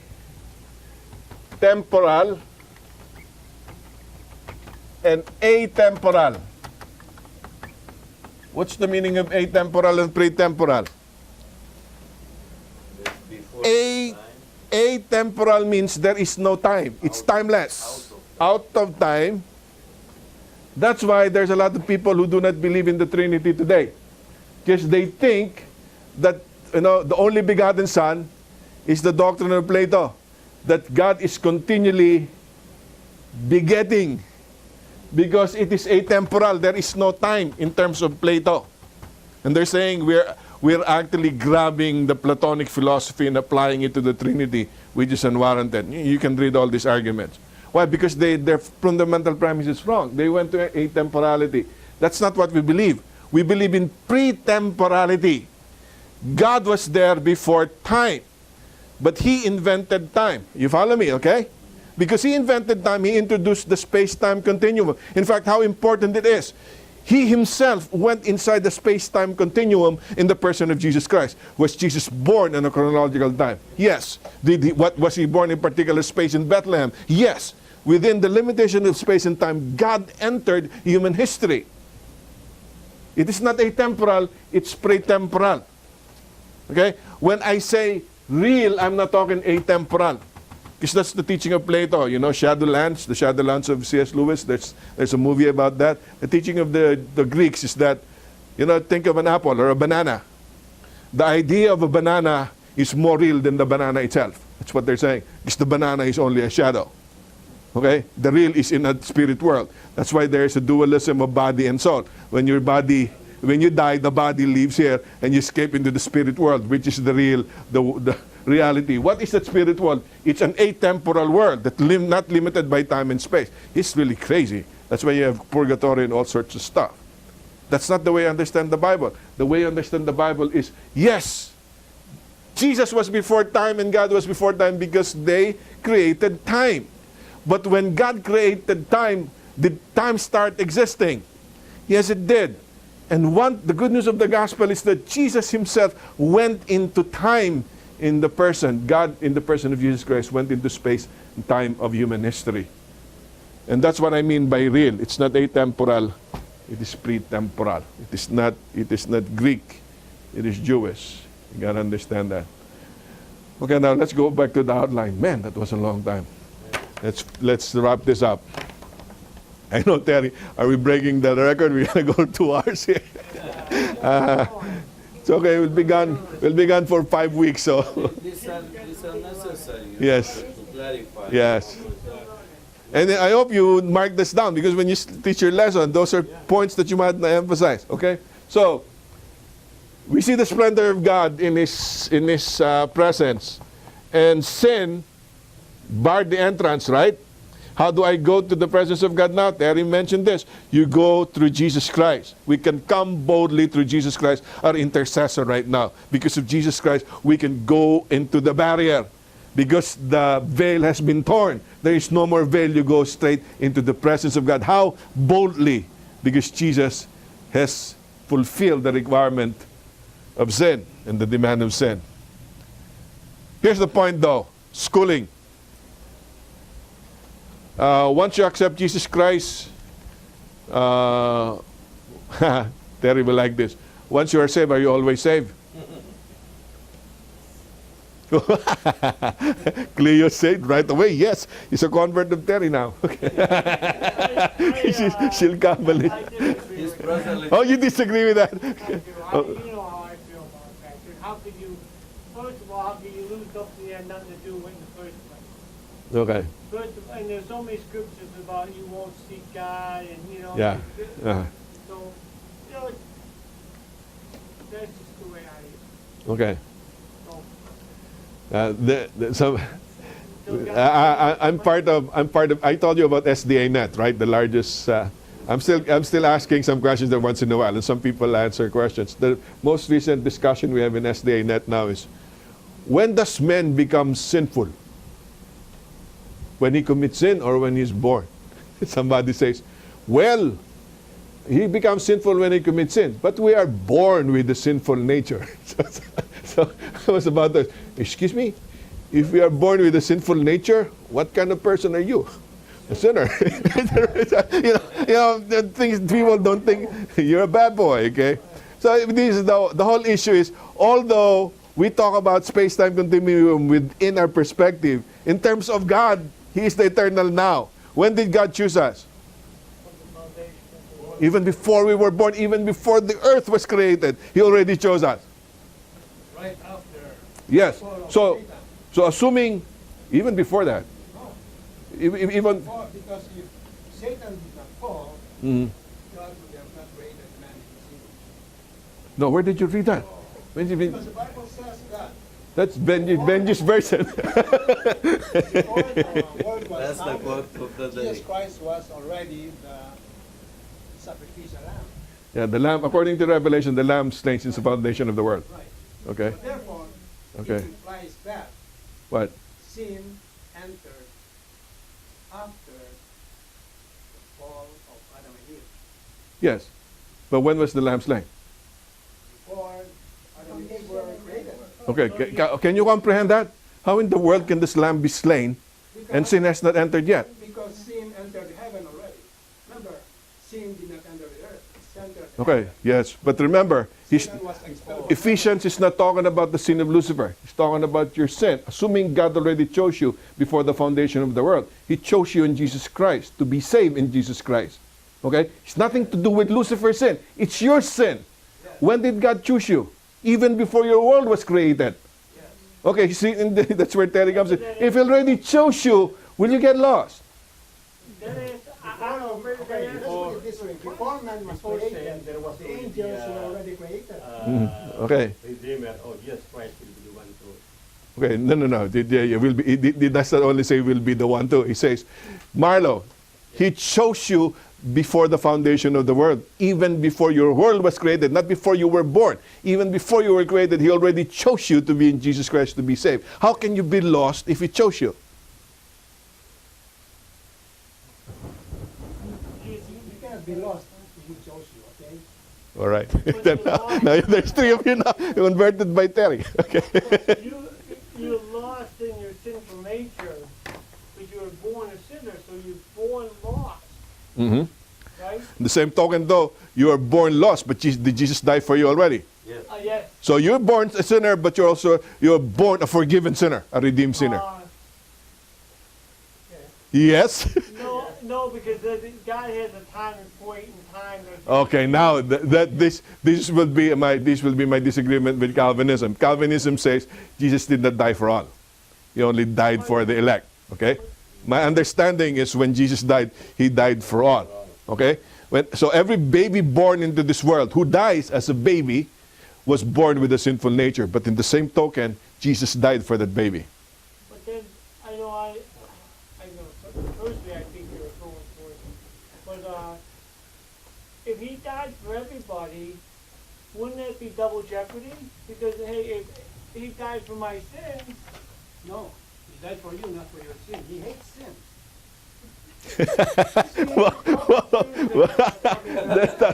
Well, for the first time, Benji's making sense. God died for the sinner, not for the sins of the sinner. Because he hates sin. If you cling to sin, God will destroy you. Because he will destroy sin. Wow, yeah, but if you're a that's an interesting devotional message. Let's put it this way. Here's the problem. I'll tell you where the problem is. The problem with Calvinism is the same problem we have in the sanctuary. The Calvinists think they can think the mind of God. Does God know who's going to be saved even now? Yes. Does he know who's going to be saved here in this room, in heaven? Yes, it does. Now, if he knows, will that person ever be lost? Okay, let's go over that again. Does he know that at the need, if he knows you'll be in heaven one of these days? He knows that, right? Yes. Will you ever be lost if he knows that you'll be in heaven one of these days? no. No, okay. So you believe in once saved, always saved. See, yes, okay. The answer is yes. From God's standpoint, yes. Question. God saves us from the second death. Okay, That's what you should remember. let's not go. Once saved from the second death, you will be always saved. Okay. But you will not be No. You will all die. Benji, let me repeat my question, the scenario. Does God know that you will be, if God knows that you'll be in heaven someday, does he know you'll be in heaven someday? Yes, he does. That means you have gone past the second death. You did not experience the second death. All right, okay? So who cares about first, second death? You're in heaven. The fact that God knows you'll be in heaven, after everything has been wiped out, will you ever be lost? No, because God knows I'll be in heaven. There you go. Okay. So you believe in once saved, always saved. According to God. If he only knows. There you go. Okay, now you're talking. According to God, once saved, always saved. There's a big question. Do we know the mind of God? No. No, we don't. There you go. He has the promise, John 3:16. Yes. Yes. But how do I know? How do I know that you really believe? Because you're not God. But God knows. Okay, and that's why my question. How will I know if you really believe? Because you're a human, you cannot know. But God will know. Okay. So in other words, unless somebody from a human standpoint responds to the call of the gospel, he will not really be one of the chosen. That's why make your election sure, says Peter. Why do you want to make your election sure? Because you don't have the mind of God. God knows, but we do not. That's why I like Jefferson Bethke saying, if you are you're saved by grace through faith alone, then show it. Show the world that you're saved. Don't just say it. Okay? Don't tell the world, I know the mind of God, and I'm saved, I will never be lost. How presumptuous. We're saying, I am only saved through Jesus Christ. And because Jesus Christ saved me, I will live faith in that. And that's where it's like this, no, there's an I who lives, there's Christ who lives within me. Yes. And it shows that two Christians would do something like that. Yes. Two Christians Sure. would go out and Sure. do all that. Sure. So I'll ask you, Terry, now this will be the question from a human standpoint. How often do you make your election sure? Do you only do it once? We do it all the time. There you go. All the time. The fact that you do it all the time, it appears like you don't believe in once saved, always saved, because you do it every time in your human mind. You make your election sure, because you might not be sure about your election tomorrow. That's why you keep on believing. That's why this present continuous tense. In other words, from the standpoint of man, you are not once saved, always saved. But from the standpoint of God, once you're saved, you're always saved. But then Jesus being said, go do all things in the glory, for the glory of me. Yes. So a true Christian would do, Uh-huh. at least, do the best you could, because do the best you could for the glory of God. Yeah. You have to die daily in Christ. Yes. And dying daily is nothing more than making your election sure, right? The reason why you die daily is to prove to the world that I have been chosen by God. I'm really a child of God. To prove that you're a child of God. That was like your illustration about when the guy goes to the door and says choose, or he goes Yeah, and then you will go there, you get chosen. Okay. So at the end of the day, all you can say is, But you translate that to Peter's words in making your election sure. How often do you enter the door and look back? So it's not enough. That's why the verb in believing is not just justified by faith. Justified by keeping on believing. It's a present continuous form of the verb. Okay? So, were you looking for something? You can get that. All right. So, anyways, let's wrap up with this. What was that? After you've been justified, Mm-hmm. then now sanctified by His grace. That's your daily Yeah. It's sanctification. But you got to understand, sanctification is impossible unless you keep on going back to justification. Because you cannot live a holy life unless it is powered by Christ.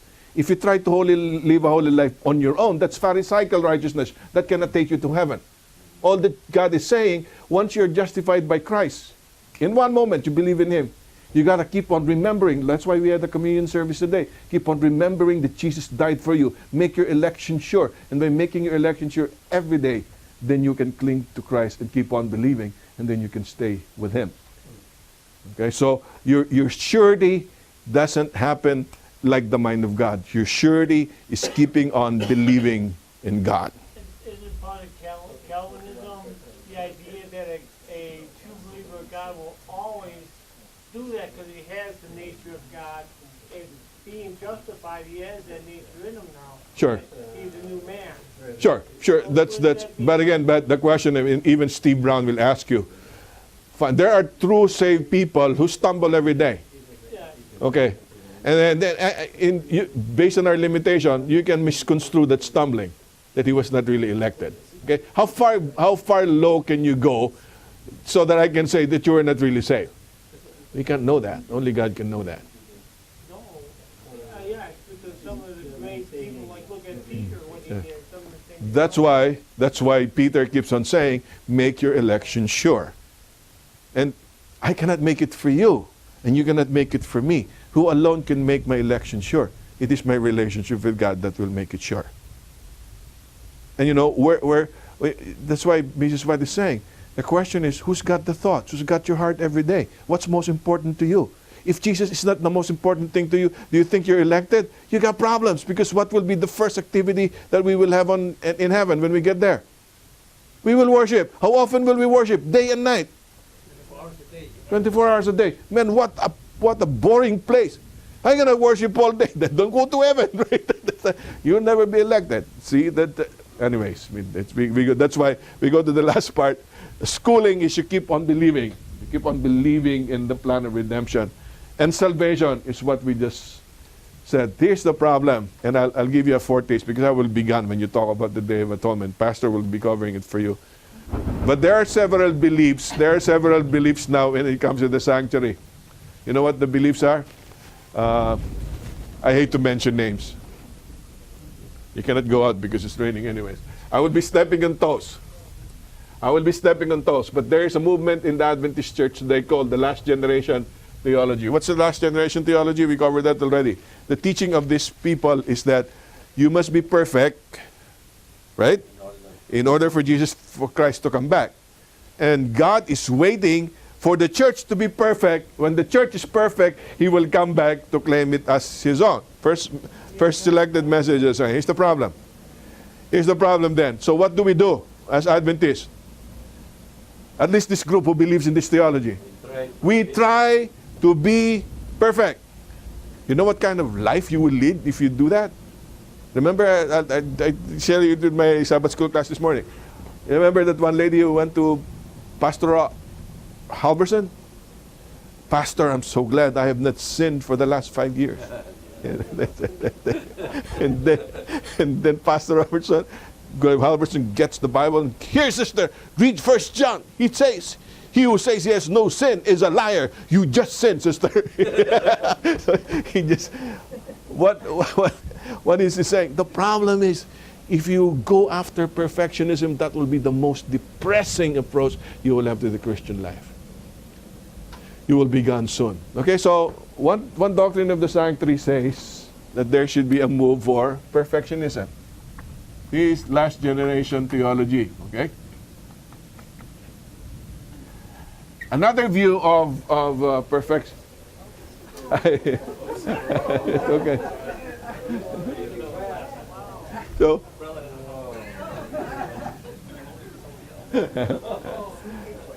So another view of the sanctuary doctrine is they say that when Jesus went into the holy place in 1844, he's now preparing a people. He's preparing a people for translation. Preparing to meet your God. So, hey, your name might come up. He's starting with the dead right now, and now he's going with the living. Are you sure your name will stand scrutiny when you're taken? Have you been prepared? Do people have security? No. There's a third view in the denomination which is closer to the fundamental belief number 24. That's the heavenly sanctuary. You read the 28 fundamentals, number 24 is heavenly. This is what we call a heavenly audit. What's the difference between audit and preparation and perfectionism? When you're audited, can you do anything about something that's being audited? Yeah, if you're in the Philippines, you do a lot. Yeah, you're here too. Okay, you doctor the numbers. You know, what is this? Somebody was applying for an accountancy position. He said, "How good are you?" He gave some numbers, and this one guy said, "Well, I can pad it so you can get 10,000 more." Okay. And then finally he said, "How about you?" The third candidate said, "What number do you want?" He can just come up with the number. That's not what we're talking about. A true audit cannot be affected because all that the audit is trying to do is just examining the state of things. Are you following? That's why it's called an investigation. It's called an examination. That's why it's called an investigative judgment. The investigative judgment does not perfect you or prepare you. The investigative judgment just looks for evidence that you can be translated. The time for you to be ready is not during the judgment. The judgment will only audit whether you're ready to go to heaven or not. When do you get ready? This is my illustration. When do you learn how to swim? When you're about to drown? No. Learn how to swim before you go to the drowning episode, because once you get there, you'll be able to save yourself. The bottom line is the investigative judgment is about an audit. It's not about preparation or perfectionism. We'll go to that in Daniel 8:14. And people do not believe that Adventism is a Christian denomination, because how do we preach it to the world? We preach it as either 1 and 2. We believe that the investigative judgment is about getting perfect. We believe that the investigative judgment is being prepared, because unless we're prepared, we'll not get to heaven. And when will we be prepared? We'll never be able to answer that. What's the teaching of fundamental doctrine number 24? You read it again and again. And read the writings and the interpretations of most of our scholars. The interpretation is an audit. All it is an audit. When the name of Terry comes up before the judgment bar, the question in the judgment bar is, does Terry believe in Jesus Christ? The question is not, let's make Terry believe in Jesus Christ. Does Terry perfectly believe in Jesus Christ anymore? That's not the question. The question is, did he accept Jesus Christ? Does he believe in Jesus Christ? Yeah. You cannot change anything anymore, because I will audit and he will look for evidence. That's why you are saved by faith, but you are judged by works. Why are you judged by works? Because the works is the evidence that you have accepted Jesus Christ. And that's the audit right there. We'll have time when we go to the Day of Atonement. But that's the initial answer. That's the initial answer I have for Benji. Why does investigative judgment make sense? Because before people are translated to heaven, heaven needs to figure out who's going to go there. How does he figure out who's going to go there? He needs to examine who's going to be in the pickup list.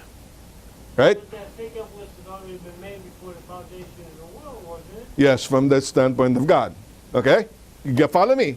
Investigative judgment is not for God. Investigative judgment is for the onlooking universe. So the angel of Terry goes, look at Terry. Should we admit him to heaven? And then Jesus says, sure, Terry should. Come on, Lord. Look at what Terry's been doing. And then when the books are open, Jesus says, whoa, look, Terry accepted the blood of Jesus, and the blood of Jesus has cleansed Terry from all his sins. He can go in. Not for God, but for the onlooking universe. The onlooking universe. Okay? So you said we are judged According to works. for the deeds. We are judged according to works, but it's not the judgment of God, because God already knows. We are judged according to works for the onlooking universe, for whatever's watching us. Okay? And that's where Benji is saying we will be judged. We will be judging angels. Okay? We have been your letters. You read that from Paul. So, we end with that. Salvation in the sanctuary is not trying to be perfect. It's not trying to be prepared. Salvation is the sanctuary. In the sanctuary is understanding that Jesus is greater than the temple. And if you have the presence of Jesus in your life every day, you are in the Holy of Holies. And you can worship in the Holy of Holies, and you can serve the Holy of Holies. And I just said this earlier, when Jess was still around, somebody's asking your presence now. Yeah. Okay. I just cut it off. Okay, we'll close with this. The bottom line is, when you're in the presence of God, there's nothing that you cannot do, and there's nothing that you cannot receive. You believe that? Stop looking for blessings from God. Pursue not His blessings, but pursue Him. Did you get the point? Yes. If you're a literal interpreter of the sanctuary, you will pursue the literal elements of the sanctuary, and you will not pursue the presence of God. If it's metaphorical, you will just you don't have any meaning at all to what Christ has done in the symbols that is given. But if you understand the sanctuary to be real and the presence of Jesus to be real by faith, then you accept Jesus Christ, and then you will appreciate the presence of God in your life, and you will dwell in the sanctuary. What is the wish of David? Let me repeat that, and we close with that. If you had only one request to make of the Lord, only one goal to seek in life, what would you choose? David unequivocally states, one thing I ask of the Lord, this is what I seek. I may dwell in the house of the Lord all the days of my life, to gaze upon the beauty of the Lord and to seek Him in His temple. If I may translate it, there's only one wish I can give to God right now. It's the wish that I can be in His presence. And if I'm in the presence of God, there's no limit to the blessings, the salvation, the schooling, the splendor that He can give me. Because the temple is not a structure, it is really the presence of God in Jesus Christ. All right, let's bow our heads in prayer. And Father, it was just a long session. We had to cover a lot of ground. There are things we need to unlearn, especially in our bringing and understanding what the sanctuary paradigm is all about. Teach us to see the splendor you have revealed in Jesus Christ, who is greater than the temple, any temple here on earth. And may we, as David, make the utmost desire of our hearts to dwell in your presence.